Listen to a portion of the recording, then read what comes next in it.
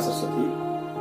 प्यारे बच्चों, आप सभी का स्वागत है। मैं आशा करूंगा कि आप सभी बच्चे अपने अपने घरों में सुरक्षित होंगे, ठीक से होंगे और मन लगाकर ये जो ऑनलाइन शिक्षा का कार्यक्रम चला है उसको आप समझ रहे होंगे और उसके अनुसार अपने विषय का जो वो काम कर रहे होंगे। स्नेह की मांग भी यही है कि आप बच्चों को स्वयं प्रयास करते हुए अपनी पढ़ाई को अपने स्तर पर जारी रखना है, क्योंकि जिस तरह का वातावरण बना है ये पता नहीं कब तक चलेगा। तो आप बच्चों ने अपनी पढ़ाई की तरफ जो वो विशेष ध्यान देना है। तो प्यारे बच्चों, मैं आज फिर आपके सामने व्याकरण भाषा के ऊपर वीडियो लेकर प्रस्तुत होने जा रहा हूं। मैं आशा करूंगा कि पिछली वीडियो की तरह ये भी आपको पसंद आएगा। इसमें जो सामग्री मैं आपको समझाऊंगा वो आप सब बच्चों को समझ आएगी। तो प्यारे बच्चों, व्याकरण का जो वो भाषा में, किसी भी भाषा में, चाहे वो कोई भी भाषा है, उसमें उसका बहुत ही विशेष जो एक प्रभाव जो वो रहता है, एक विशेष भूमिका व्याकरण जो वो भाषा में अपनी निभाता है। तो भाषा, प्यारे बच्चों, जैसे हम साधारण शब्दों में जानते हैं, आप भी जानते हैं कि एक आदान प्रदान की जो एक माध्यम होता है। जैसे मैं बोल रहा हूं, आप समझ रहे हैं, या आप बोल रहे हैं मैं समझ रहा हूं, या आपका परिवार समझ रहा है, वो भाषा है, चाहे आपकी वो कैसी भी शब्दावली क्यों नहीं है। तो इसी के साथ भाषा जो है वो आप का जो मूल रूप होता है वो ये होता है कि हमें परस्पर विचारों को समझना है, और जिस रूप में हम विचारों को समझ जाते हैं वो हमारे लिए भाषा होती है। तो जैसे मानो कोई गूंगा व्यक्ति है, अगर उसे प्यास लगी है तो हम वो पानी कैसे मांगेगा, या कोई हमसे दूर बैठा है, हमारी आवाज उस तक नहीं पहुंच पाएगी, परंतु हमने पानी पीना है तो हम उसके लिए संकेत करेंगे। संकेत किस तरह का रहेगा कि हम ऐसे कर देंगे और वो समझ जाएगा कि मुझे पानी पीना है। अगर मुझे भूख लगी है, मुझे बोलना नहीं आता है, मैं बोल नहीं पाता हूं, गूंगा हूं, या कोई दूर बैठा है जहां तक मैं अपनी आवाज नहीं पहुंचा सकता हूं, तो मैं वहां संकेत करूंगा, ऐसे ऐसे करूंगा या ऐसे ऐसे करूंगा, वो समझ जाएगा। अगर मैंने किसी को बुलाना है, मैंने आवाज नहीं देनी है, तो मैं इशारा करूंगा, संकेत करूंगा, वो समझ जाए कि मैंने इसके पास आना। अगर मैंने बोलना नहीं है, किसी को बताकर बोलना नहीं कि पीछे हट, तो मैं ऐसे ऐसे कर दूंगा कि पीछे हट। तो कुछ एक हमारी जो मन के भाव हैं वो तो हम संकेतों के द्वारा, इशारों के द्वारा जो वो बता देते हैं। परंतु जैसे हम देखते हैं कि मनुष्य जो है वो एक सामाजिक प्राणी है, एक मननशील, चिंतनशील प्राणी है, जो नित्य प्रति उसके मन में अनेकों विचार जो है वो समुद्र की लहरों की तरह उमड़ते रहते हैं। तो उन विचारों को अभिव्यक्ति देने के लिए मनुष्य को जो है वो भाषा की आवश्यकता पड़ती है, और वो भाषा जिसके द्वारा हम अपने मन के भावों को परस्पर दूसरे व्यक्ति के साथ प्रकट करते हैं, वही भाषा का रूप कहलाता है। क्योंकि जैसे मैंने आपको बताया कि मुझे प्यास लगी तो मैं ऐसे कर दूंगा, भूख लगी तो ऐसे कर दूंगा, किसी को बुलाना तो ऐसे कर दूंगा, किसी को भेजना तो ऐसे कर दूंगा। बस में हम बैठना होता है तो हम बस के पास खड़े होकर आगे सड़क के किनारे ऐसे ऐसे करते हैं। ड्राइवर समझ जाता है कि इसने बैठना है, ये सवारी है, मुझे बस रुकनी है।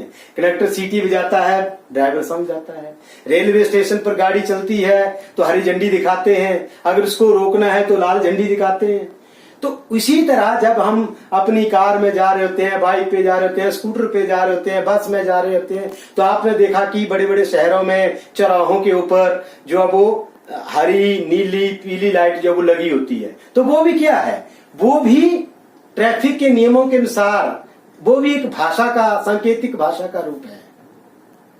परंतु बहुत सारे ऐसे विचार हमारे मन में रहते हैं जिनको हम प्यारे बच्चों अपने संकेतों द्वारा प्रकट नहीं कर सकते हैं, इसलिए हमें आवश्यकता पड़ती है भाषा की। तो आज हम पढ़ेंगे भाषा।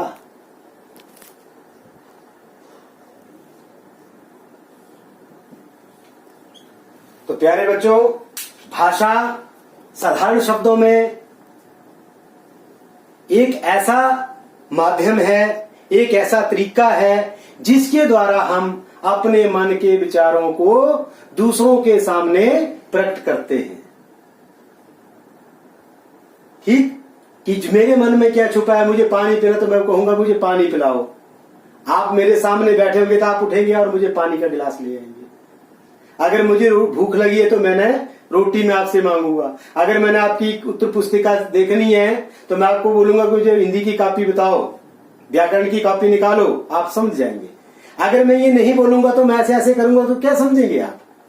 तो इसलिए हमें भाषा की आवश्यकता पड़ती है। अब पानी के लिए तो मैं ऐसे कर दूंगा, रोटी के लिए ऐसे कर दूंगा, ऐसे ऐसे भी कर दूंगा, पर किस विषय की कॉपी चाहिए हमें वो मैं कैसे बताऊंगा आपको? अंग्रेजी की चाहिए, हिंदी की चाहिए, मैथ की चाहिए, साइंस की चाहिए, सोशल साइंस की चाहिए, किसकी चाहिए? संस्कृत की चाहिए, किसकी किताब चाहिए, किसकी कॉपी चाहिए?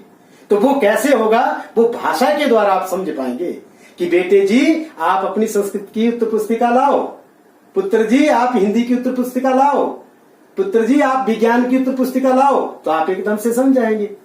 तो ये है भाषा। और भाषा वो होती है, वो शब्दावली होती है जिसके द्वारा हम समझ जाते हैं। अब हमारी हिंदी है, हम हिंदी में विचारों को समझते हैं। गांव में जो हम पहाड़ी बोली बोलते हैं उसके द्वारा हम समझते हैं, वो भी हमारे लिए भाषा का एक अंग है, भाषा का एक रूप है। उसके आगे हम चाहेंगे उसके ऊपर।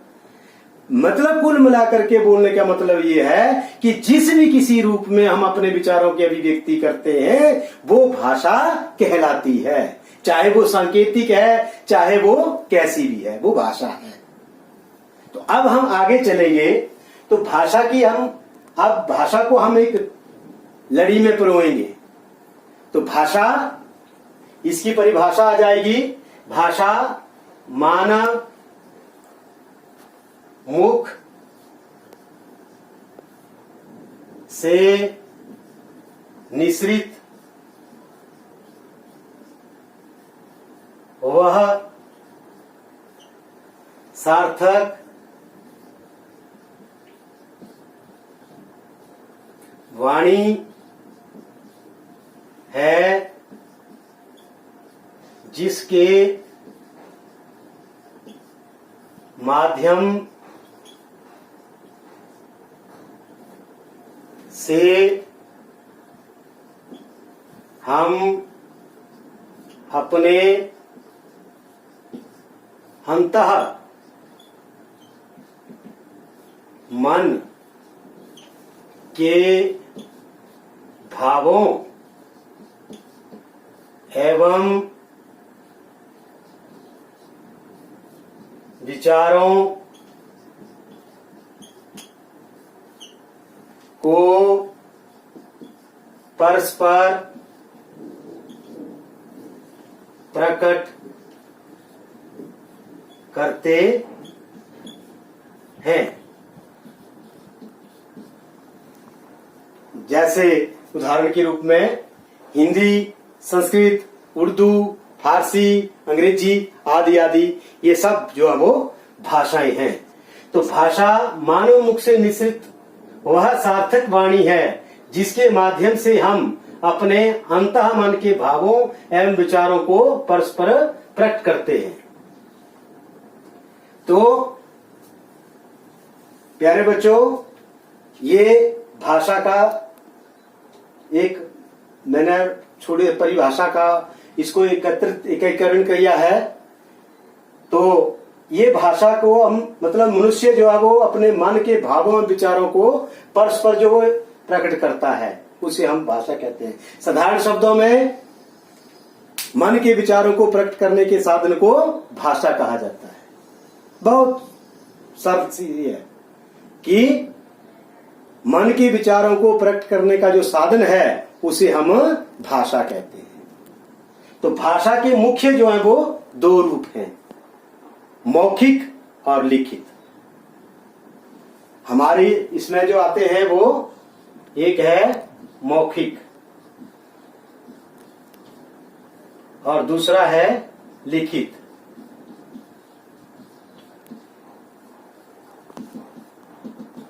अब मौखिक का मतलब है बोलकर, मुंह से बोलकर, और लिखित का मतलब है लिखकर। जैसे मैं आपको बोलकर समझा रहा हूं वो भाषा का क्या है? मौखिक रूप है। दूरभाष के ऊपर हम बातचीत करते हैं, टेलीफोन के ऊपर हम बातचीत करते हैं, वो भाषा का मौखिक रूप है।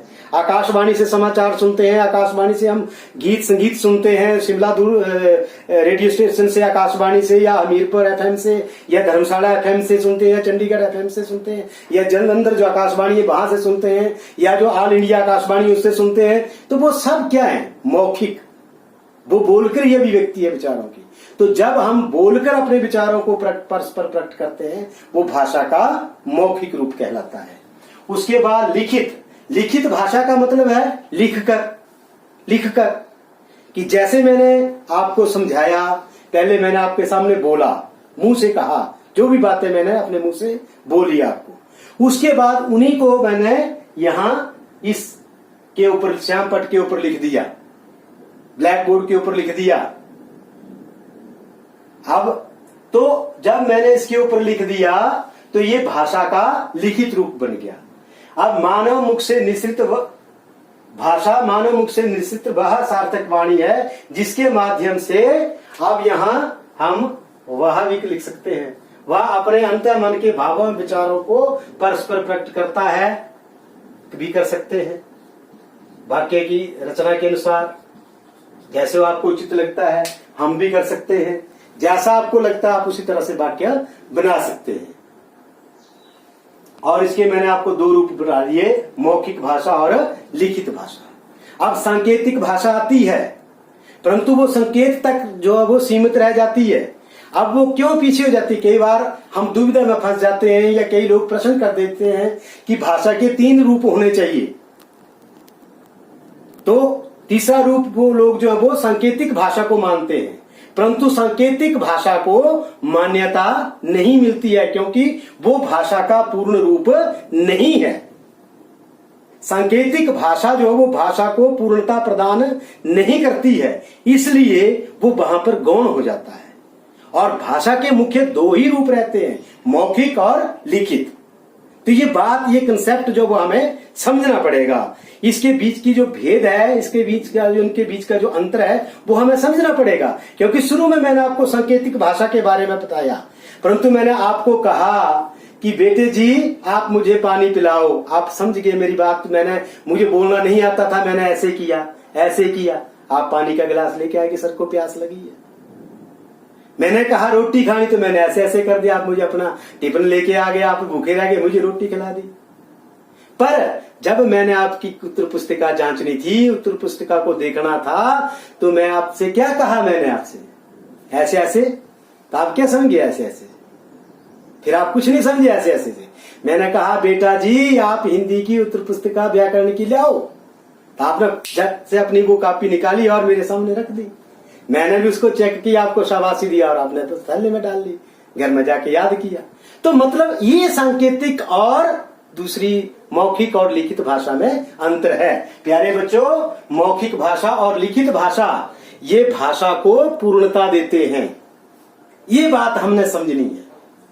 मैं सांकेतिक भाषा को यहां नकार नहीं रहा हूं, परंतु मैं समझा रहा हूं आपको कि सांकेतिक भाषा जो वो हमारे विचारों की, हमारे भावों की पूर्णतः अभिव्यक्ति नहीं है।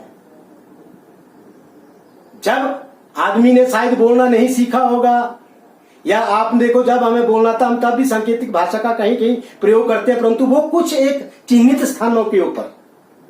परंतु बाकी जो हमारे जीवन में महत्व है वो हमारी इन 2 भाषाओं का है, मौखिक भाषा का और लिखित भाषा का। तो आपने किसी बड़े भ्रम में नहीं जाना है। आपको मैंने सीधी बात बता दी। अब जैसे पशु पक्षी हैं, जानवर हैं, ये भी भाषा बोलते हैं। अब ये कौन सी भाषा है? ये कौन सी भाषा, कौन क्या नामकरण करेंगे आप इसका? भाषा तो इनकी है, क्योंकि एक गाय रंभाती है, दूसरी भी रंभाती है, एक कुत्ता भौंकता है, दूसरा भी भौंकता है। वो आपस में समझते हैं, उनकी आपस में ट्यूनिंग है, वो एक दूसरे की उसको भाषा को समझते हैं। पशु संकेतों द्वारा भी अपने मालिक से प्यार करता है, परंतु यहाँ जो पशुओं और पक्षियों की भाषा है वो भी भाषा ही मानी जाती है, परंतु वो कौन सी भाषा होगी? तो जिस तरह सांकेतिक भाषा है उसी तरह अव्यक्त भाषा कहेंगे हम इसको, जिसकी हम अभिव्यक्ति नहीं कर सकते हैं। अब गाय रंभा रही है, हम उसका क्या मतलब निकालेंगे? कुत्ता भौंक रहा है, उसका हम अनुमान लगा सकते हैं, कोई अभिव्यक्ति नहीं है हमारे पास उसकी, क्योंकि हम नहीं समझ पा रहे हैं उसको। तो कहने का भावार्थ ये है कि ये जो है भाषा के अन्य अंगों में आ जाती है। जैसे पशु पक्षियों की जो बोलना है वो भाषा वाली, और जो हमारी सांकेतिक भाषा है वो ये थोड़े से अलग हो जाते हैं, क्योंकि गौण हो जाते हैं। यहाँ जो बात की जा रही है वो सिर्फ की जा रही है मनुष्य की भाषा की, और मनुष्य जो वो दो तरह से ही अपनी विचारों की अभिव्यक्ति को पूर्णता दे सकता है, वो है एक लिखित और दूसरा है मौखिक। इन दो माध्यम से ही मनुष्य जो वो अपने विचारों को पूर्णता दे सकता है। तो प्यारे बच्चों, लिखित भाषा में आपका, जैसे आपकी किताब है ये आ जाएगा इसका उदाहरण, समाचार पत्र है, निबंध आप लिखते हैं, पत्र आप लिखते हैं, ये सारी चीजें जिसके ऊपर आप लिखते हैं वो लिखित भाषा के उदाहरण आ जाएंगे। समाचार पत्र, निबंध, किताब, ये सब इसमें आ जाएंगे आपके लिखित भाषा में। और मौखिक भाषा में क्या आ जाएगा आपका? भाषण, बातचीत, दूरभाष के ऊपर बातचीत, आकाशवाणी का जो प्रसारण होता है वो भी आपका किस पे आ जाता है? इसमें आ जाता है, आपका मौखिक भाषा में आ जाता है। अब दूरदर्शन के ऊपर जो कार्यक्रम आता है, टेलीविजन के ऊपर जो काम आता है, प्रसारण आता है, उसको क्या बोलेंगे आप? वो मौखिक और लिखित दोनों की अभिव्यक्ति होती है। कई बार समाचार आपको देखते तो आगे पीछे वो बोलता रहता है आदमी और आगे से वो लिखे हुए होते हैं, तो वो दोनों की अभिव्यक्ति है। वो हमारा दृश्य श्रव्य है, उसको हम देख भी सकते हैं, सुन भी सकते हैं, पढ़ भी सकते हैं, सब कुछ कर सकते हैं वहां से। तो वो पूर्ण और भी उससे आगा एक मतलब बड़ी हुई आगे तकनीक है वो, जिसके द्वारा जो हम भाषा के पूरे कंसेप्टों को वहां टेलीविजन जो हम इकट्ठा देख सकते हैं वहां पे। वहां आपको मौखिक अभिव्यक्ति भी मिल जाएगी, लिखित भी मिल जाएगी, सब प्रकार की अभिव्यक्ति जो वो वहां पर आपको मिल जाएगी। तो वो हमारा दृश्य श्रव्य में आ जाएगा, ऑडियो वीडियो में आ जाता है वो, ठीक है। तो अब ये आपका भाषा के जो मूल एक भाव था वो मैंने आपको समझा दिया। मैं उम्मीद करूंगा कि आप बच्चों को ये समझ आया होगा, और ये कक्षा 6ठी से लेकर के जितनी मर्जी आगे आगे पढ़ाई कर लो, वहां तक ये चलने वाली चीज है।